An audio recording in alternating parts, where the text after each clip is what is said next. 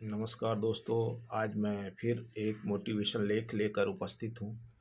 आज का विषय है अति स्वच्छता एक बीमारी। ज़्यादा साफ सफाई करना भी एक तरह की बीमारी होती है। कि आपने अक्सर देखा होगा, किसी व्यक्ति से परिचित होंगे ज़रूर, जिसे बार बार हाथ धोने की आदत हो, या वह ताला बंद कर देने के बाद भी भ्रम में पड़ा रहता है और 10-20 बार जाकर ताले की जांच करता है, देखता है कहीं ताला खुला तो नहीं रह गया। तो आप ऐसे व्यक्ति की इस आदत से चकित न हो। संभवतः वह व्यक्ति एक प्रकार के मानसिक विकार से ग्रस्त है, जिसे ऑब्सेसिव कंपल्सिव डिसऑर्डर कहा जाता है। दूसरे शब्दों में इसे विचार और आदत की बीमारी भी कहा जा सकता है, जिसमें व्यक्ति स्वयं अपने मन में आते विचारों पर काबू नहीं रख पाता और बढ़ते उद्वेग को शांत करने के लिए कुछ कार्यों को बार बार दोहराने लगता है, जो आगे चलकर एक आदत का रूप ले लेता है। प्रत्येक व्यक्ति के मस्तिष्क में हर समय कुछ न कुछ विचार उमड़ते रहते हैं। स्वस्थ व्यक्ति इन विचारों का विश्लेषण करते हुए अच्छे या बुरे विचारों की पहचान कर लेता है। गलत विचारों को जबरन रोककर उसे अपना ध्यान हटा लेता है। स्वस्थ व्यक्ति जानता है कि गलत विचारों या गलत भावना से ध्यान हटा लेना ही उसके हित में है। किंतु जो व्यक्ति इस बीमारी से पीड़ित होता है, वो अपने विचारों की परख तो कर सकता है, किंतु उस पर काबू नहीं पा सकता। इसके लिए परिणाम स्वरूप उद्विग्नता बढ़ती जाती है। यदि वह व्यक्ति इन कार्यों का विरोध करने की सोचता है, तो उसकी उद्विग्नता बढ़ती है और वह चिड़चिड़ापन महसूस करने लगता है।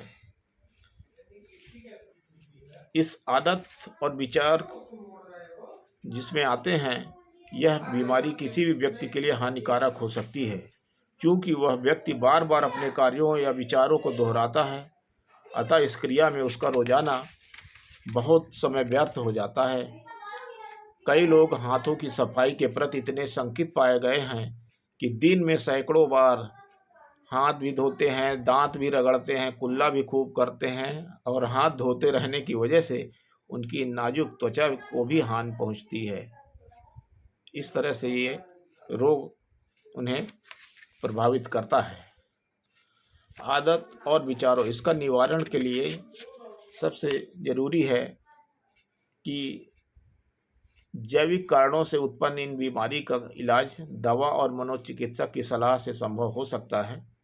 इस बीमारी की एक खास बात यह है कि रोगी को अपने भीतर उठते विचारों के बारे में पता होता है। वह इन्हें प्रारंभिक तौर पर दबाने या इन्हें दूर रखने का यत्न भी करता है, किंतु बढ़ती उद्विग्नता उसे ऐसा करने नहीं देती। फलतः उत्पन्न विचार को क्रिया में ढालकर वह उद्विग्नता समाप्त कर लेता है और अपने इस कार्य के लिए बहुधा अपने भीतर कोई न कोई धारणा या तर्क तलाश कर लेता है।